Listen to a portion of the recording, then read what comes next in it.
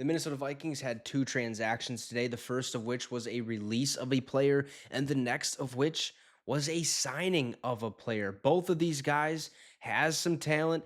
One of them was a former second round pick, 45th overall, I do believe. The other one was actually drafted in the fourth round by the Minnesota Vikings and had a gruesome injury just last season where he was potentially going to have a little bit of a role on the defense. So let's get right into it. Before we do, make sure to subscribe to the channel. So, what actually happened? Well, let's get right into it.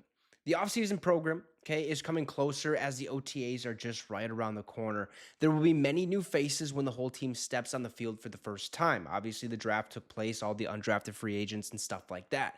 Now, General Manager Kwesi Adofo-Mensah drafted 7 players and signed 17 undrafted free agents after overhauling some areas of the team in free agency. Now, cornerback Joejuan Williams will not be with the team in the upcoming season, barring a surprise comeback. The former second rounder was released after just one season with the team.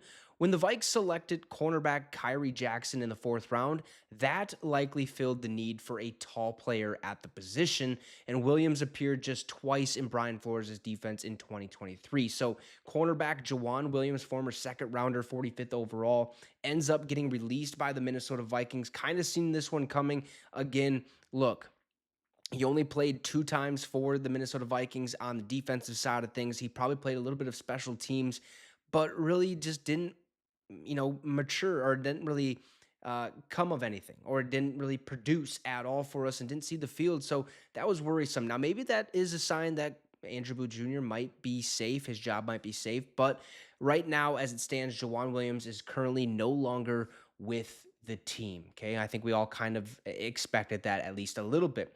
Now, after opening the roster spot, however, Minnesota did re-sign their former fourth round pick, James Lynch. The defensive lineman has spent his entire career with his former and new team after starring at Baylor. So we drafted him in the fourth round. He ends up, I think it was at the end of this season, becoming a free agent. And now we officially bring him back. Now, in 2019, here in Big 12 Defensive Player of the Year honors, he was also named unanimous first team All-American after recording 13 and a half sacks in just his junior season. That is phenomenal, okay? Surprising he fell to the fourth round. There's probably some other prospects above him that were just a little bit better, but overall, his production at Baylor was phenomenal. Now, coming into the NFL, Lynch was considered undersized to be a true nose tackle, and there were doubts that his production would translate to the NFL at the defensive end position. So that's why he got those 13 and a half sacks, okay, was because he was a defensive end. That's where he thrived, basically. But coming into the NFL, it's going to be a little bit of a change. Need quicker guys out there, so that means James Lynch probably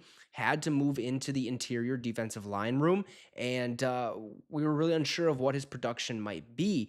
Now, the Vikings still gave him a shot. Okay, and he played for the team in his first 3 seasons. In just 37 contests, or in just 3 starts, Lynch made 53 tackles, 2 sacks, and 4 tackles for loss. While he only logged 59 snaps on defense in his debut season, his role grew in years 2 and 3 to a total of 581 plays on defense, almost evenly distributed in year 2 and year 3, same amount of snaps, which is really good. That's what you like to see out of a player, somebody who's getting a little better at their job. Now, potentially claiming a starting spot in 2023 or a significant role in the underwhelming defensive line rotation last season, James Lynch actually tore his ACL in training camp. Okay, and the Vikings placed him on injured reserve in August, and his season ended before it ever began, which is quite a bummer. You hate to see the injuries. It's a part of the game. Okay, it is what it is. You know what you signed up for.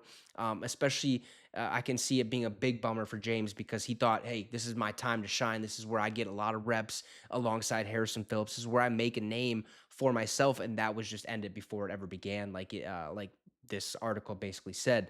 Now, following the season, James Lynch became a free agent as his 4-year rookie contract had expired. But on Monday, though, the Vikings announced the addition of James Lynch, and it's a good one. I really do like this one. You can never have enough depth at the defensive line position, whether those are edge rushers, nose tackles, defensive tackles. It's kind of paramount that you have those guys and you have a good depth there because obviously injuries take place. players get tired. Okay, you want to have a decent rotation of these guys going in and out of the games, like we have had with Harrison Phillips and others in the past at defensive tackle. And adding James Lynch back to the roster is huge, and I think it was paramount for the Vikings to get that deal done because they know what type of production James Lynch can bring to the Minnesota Vikings. And just his overall production from year 1 to year 2 to year 3, the way he grew as a player, an NFL caliber player, and just the motor he plays. I mean, look, going in there for just 53 or for 3 starts, okay, just 37 contests, 53 tackles, 2 sacks, and 4 tackles for loss. Doesn't seem like a lot, but honestly, at the defensive tackle position, the nose tackle position, that's actually pretty decent, especially for a guy who doesn't see the field as much. So if we want to have a rotation at that D tackle, nose tackle position, James Lynch is definitely one guy you have to keep your eye on to say, hey, he can make some noise there. He can give Harrison Phillips a little break and a little breather here and there. And, during this offseason, we were in line for Christian Wilkins. Was that deal ever going to get done? Maybe. But the reality is it didn't, right? Christian Wilkins ends up signing with the Las Vegas Raiders. So we had to turn elsewhere, sign Jerry Tillery, Joejuan Williams, and add more depth to that defensive line. And James Lynch is just going to get added to that room. And I hope he makes, the roster. And that's basically what this article said is like, hey, if he stays healthy, if he shows out in training camp, there's a very, very, very good chance that James Lynch makes the roster. And honestly, I'm going to say it right here. And if it doesn't happen, I'll eat my words. But James Lynch will be on the 53-man roster come the regular season. And that's just facts. Okay. I mean, it's not facts right now, but to me, it is because he's already made the roster. We drafted him his rookie year. And he's been able to see the field and see playing time and really grow under the system. And now this will be year 2 or year 3 with Brian Flores at the helm at the defensive coordinator position. So it'd be good to have James Lynch back in that room. Again, for Joejuan Williams, best of luck wherever you go, in free agency. And I like to have James Lynch back. It is what it is. Business is business. And the Minnesota Vikings continue to make some moves ahead of OTAs, which I believe are just right around the corner. And the season is going to get started in just a little over, I think, 2 months, I want to say, or 2 or 3 months. Got to get through June, got to get through July, and then, then August comes, right? That's when stuff starts getting to the nitty gritty, and bada bing, bada boom, before you know it, it's September, and we're playing regular season football. So there you have it. The Minnesota Vikings release former second-round pick at corner, Joejuan Williams, and re-sign their former fourth-round pick, defensive tackle, nose tackle, James Lynch, back to the roster. So you guys let me know your thoughts in the comment section down below. Drop a like and subscribe to the channel. It'd be much, much appreciated. Have a great rest of the night, folks, and Skol Vikes.